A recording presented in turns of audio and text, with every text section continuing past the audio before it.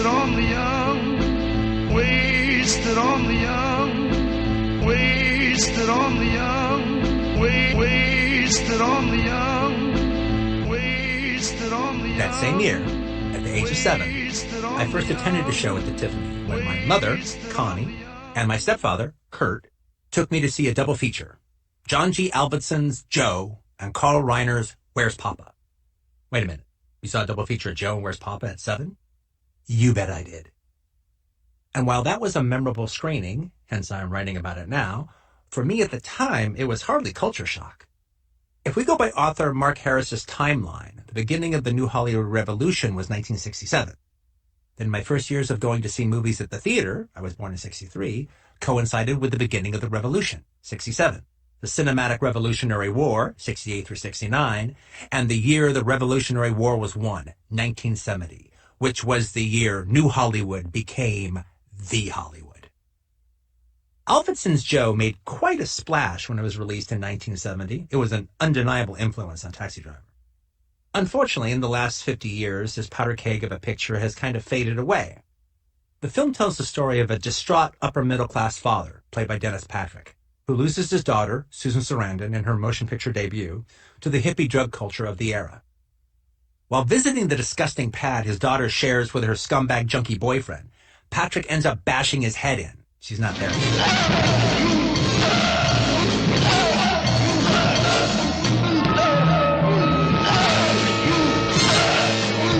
While sitting in a tavern, trying to come to grips with both the violence and the crime he committed, he meets a racist, loudmouth, blue-collar, hard-hat worker named Joe, played in a star-making performance by Peter Boyle.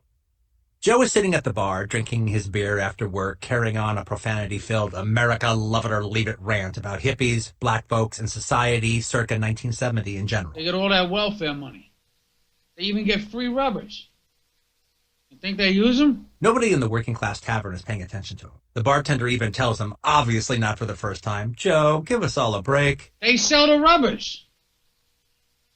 And then they use the money to buy booze. Joe's diatribe ends with the sentiment that somebody ought to kill them all. The hippies. Well, Patrick just did.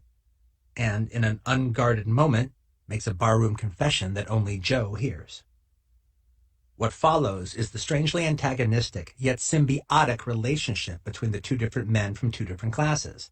They're not exactly friends. Joe's practically blackmailing the anguished father. But in a black comic twisted way, they do become compadres. The distinguished middle-class man of the executive class has enacted the fascistic rants of this low-class, blue-collar, loudmouth slob. By blackmailing Patrick into sort of an alliance, Joe shares both the murderer's dark secret and, to some degree, the culpability of the murder. This dynamic unleashes the desires and inhibitions of the blue-collar blowhard and buries the cultured man's guilt, replacing it with a sense of purpose and righteousness, till the two men, armed with automatic rifles, are executing hippies at a commune. And in a tragic, ironic freeze frame, the father ends up executing his own daughter. Pretty strong stuff? You bet. But what that synopsis can't begin to convey is how fucking funny the film is.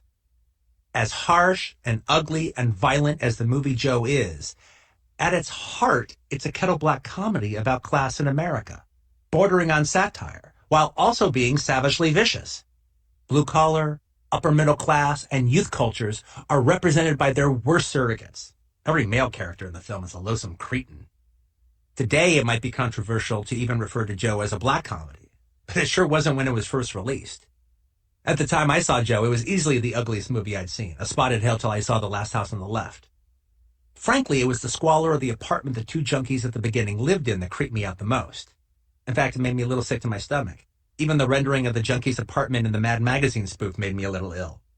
And the audience at the Tiffany Theater in 1970 watched the early section of the film in silence. But once Dennis Patrick enters the tavern and Peter Boyle's Joe enters the movie, the audience started laughing. And in no time at all, the adult audience went from repulsed repose to outright hilarity. I remember they laughed pretty much every fucking thing Joe said. A little on the side once in a while. Once in a while. It was a superior laugh.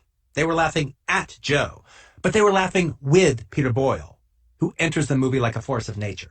And the talented screenwriter, Norman Wexler, gives him a bunch of outrageous lines. They look like a bunch of f***s. Not really f***s, but close.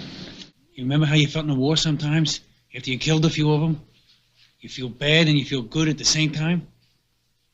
She was wondering what you was going to talk about. I told her you was both women. That's right. We're all alike. Boyle's comedic performance alleviates the picture's one-note ugliness. It doesn't make Joe likable, but it does make him sort of enjoyable. Alvidsen, by combining Peter Boyle's bravura comic performance with this grim trashologue, produces a cocktail mixed with piss that's disturbingly tasty.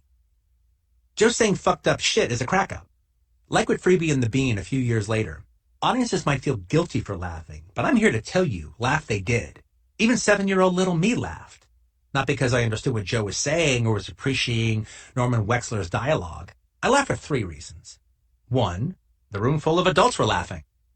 2, even I was able to plug into the comic vibe of Boyle's performance. And 3, because Joe cursed all the time, and there's few things funnier to a little kid than a funny guy cursing up a storm. I remember just as it seemed the laughter in the tavern scene had started to calm down, Joe gets up from the bar stool and moves over to the jukebox to drop some coins in. And as soon as he gets a look at all the, I assume, soul music on the jukebox's playlist, he yells out, "Christ, they even fucked up the goddamn music!" The audience at the Tiffany Theater burst out laughing even harder than before. But after the bar scene was over, and sometime after Dennis Patrick and his wife go over to Joe's house for dinner, I fell asleep. So I missed the whole scene where Joe and his newfound acolyte go on a hippie hunting murder spree. A fact my mother was thankful for. On the ride home that night, I remember my mother telling Kurt, "I'm glad Quint fell asleep before the end. I wouldn't have wanted him to see that ending." In the back seat, I asked, "What happened?" Kurt filled me in on what I missed.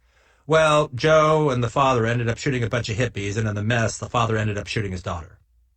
"The girl hippie from the beginning?" I asked. "Yes." "Why did he shoot her?" I asked. "Well, he didn't mean to shoot her," he told me. Then I asked, "Was he sad?" And my mother said, "Yes, Quentin, he was very sad." Well, I might have slept through the second half of Joe, but once the movie was over and the lights came on, I woke up. And in no time at all, the second movie on the Tiffany double feature started. The more overtly comic Where's Papa? Wasted on the young, wasted on the young, wasted on the young, wasted on the young.